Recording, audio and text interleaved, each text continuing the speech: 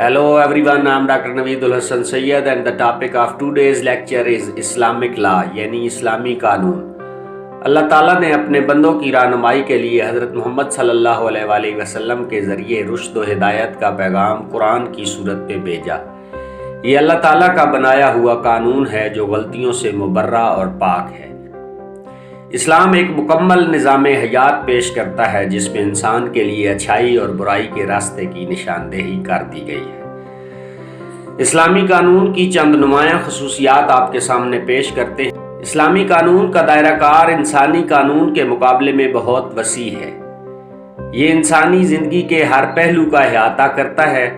ये न सिर्फ दुनिया बल्कि आखिरत के लिए भी इंसान को रहनुमाई देता है।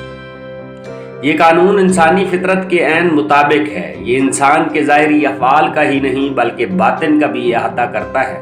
फ़र्द को न सिर्फ ज़ाहिरी तौर पर बल्कि बातनी तौर पर भी कानून की पाबंदी सिखाता है।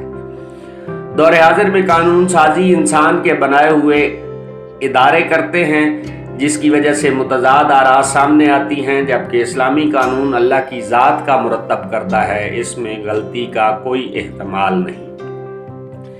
इस्लामी कानून से अफराद के अंदर नज़्म व ज़ब्त पैदा होता है क्योंकि इस्लाम के तमाम अहकामात अफराद को नज़्म व ज़ब्त सिखाते हैं।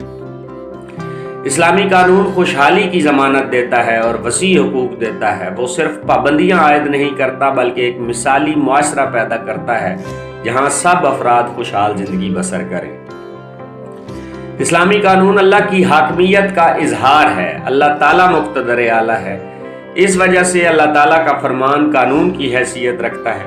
इसमें तब्दीली की हरगिज़ कोई गुंजाइश नहीं बल्कि ये कतई और अटल है। तरमीम न होने की वजह से ये समझा जाता है कि इस्लामी कानून बदलते हुए हालात का साथ नहीं दे सकता। ये तसव्वुर गलत है। इस्लाम सबसे ज़्यादा हालात का साथ देने वाला कानून है और हर ज़माने के लिए यकसां और मुफीद व मुअस्सर है। इस्लाम ने इसके लिए इज्तिहाद का रास्ता इख्तियार कर रखा है।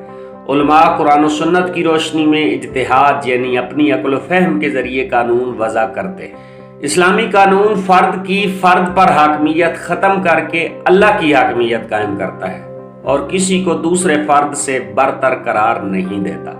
आज के लेक्चर का हमारा आखिरी पॉइंट है इस्लामी कानून के माखज़ क्या हैं। इस्लामी कानून का सबसे अव्वलीन और बुनियादी माखज़ कुरान मजीद है जो कि तमाम कवानीन का सरचश्मा है।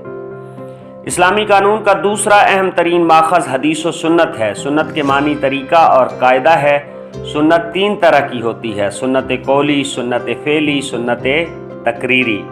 सुन्नत कौली से मुराद ऐसी बातें जो हुज़ूर अकरम सल्लल्लाहु अलैहि वसल्लम ने फरमाई हों यानी हदीस। सुन्नत फ़ेली से मुराद ऐसे काम जो हुज़ूर अकरम सल्लल्लाहु अलैहि वसल्लम ने खुद किए हों। और सुन्नत तकरीरी से मुराद ऐसे अमल हैं जिसके करने या ना करने के बारे में हुज़ूर अकरम सल्लल्लाहु अलैहि वसल्लम ने मना न फरमाया। इस्लामी कानून का एक माखज़ इजमा भी है। मुज्तहिदीन उम्मत का किसी मसला पर इत्तिफाक और इत्तिहाद कर लेना इजमा है।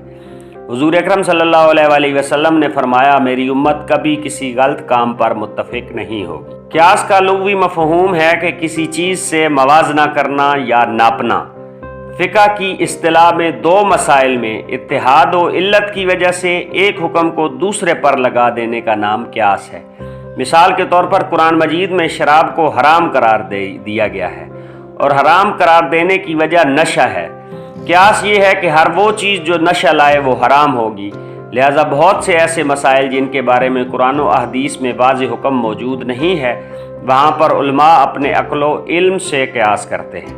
इस्लामी कानून बाकायदा तौर पर जिस मुरतब शुदा सूरत में हमें मिलता है वो फ़ुक़हाए कराम का मुरतब करता है और इस्लामी कानून का अहम तरीन और आखिरी माखज़ फ़िक़्ह इस्लामी है।